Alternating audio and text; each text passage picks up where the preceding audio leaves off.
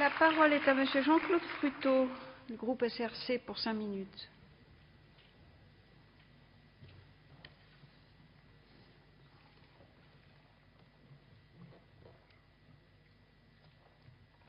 Madame la Présidente, Madame la Ministre, Monsieur le Président de la Commission, Monsieur le rapporteur, chers collègues. Je tiens avant toute chose à remercier et féliciter notre collègue Serge Letchimy pour l'excellent travail qu'il a réalisé sur ce sujet qui concerne l'ensemble des départements et territoires d'outre-mer et qui marque les limites du principe d'égalité dans notre République. Cette proposition de loi, qui s'appuie sur les constats et les recommandations du rapport sur la résorption de l'habitat insalubre et indigne, constitue un enjeu majeur pour nos territoires puisque, encore en 2011, dans un pays industrialisé comme la France, 5e puissance mondiale, des citoyens français vivent dans des bidonvilles et payent même parfois, c'est un comble, des impôts pour ces constructions indécentes.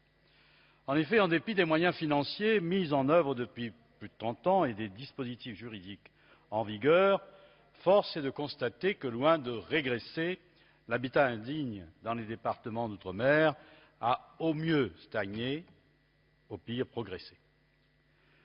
Cette réalité est révélatrice de la détresse sociale que connaissent bon nombre de nos concitoyens et inséparable de cette détresse.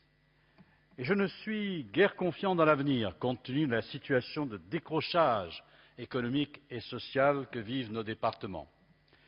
Ainsi, par exemple, à La Réunion, un chômage qui a connu en 21 mois une progression de près de 35%. Un niveau de vie médian des Réunionnais, qui représente, selon l'INSEE, 62% seulement du niveau de vie médian des Français.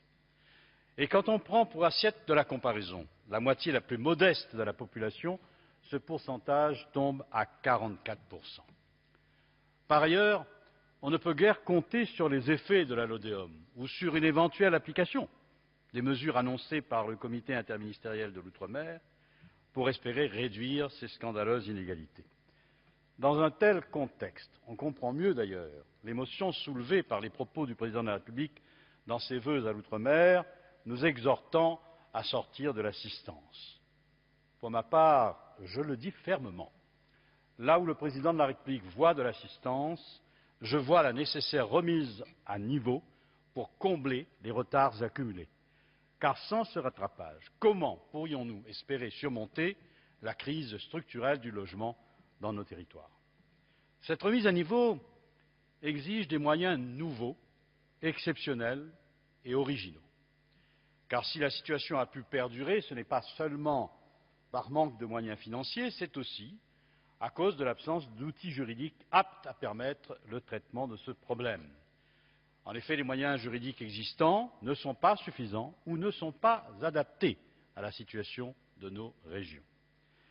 Dans cette configuration, le droit à un logement décent devient un objectif quasi inaccessible et le droit au logement opposable, voté par la majorité sous la précédente législature, déjà très complexe à appliquer en France hexagonale, n'est bien évidemment qu'un droit virtuel dans nos territoires. L'intérêt de la proposition de loi soumise aujourd'hui au vote de notre Assemblée est donc crucial.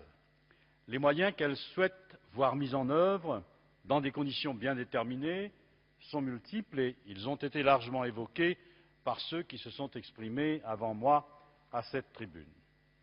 Rejoignant leur développement, je considère qu'il est essentiel de pouvoir apporter, en effet, une solution, sous une forme ou sous une autre, à l'indemnisation des propriétaires de ces constructions suite à une opération publique ou privée réalisée sur le terrain occupé. En effet, les personnes qui vivent dans ces habitations que l'on désigne à La Réunion par le terme de bois sous tôle, n'ont qu'un patrimoine modeste et même dans de nombreux cas aucun patrimoine.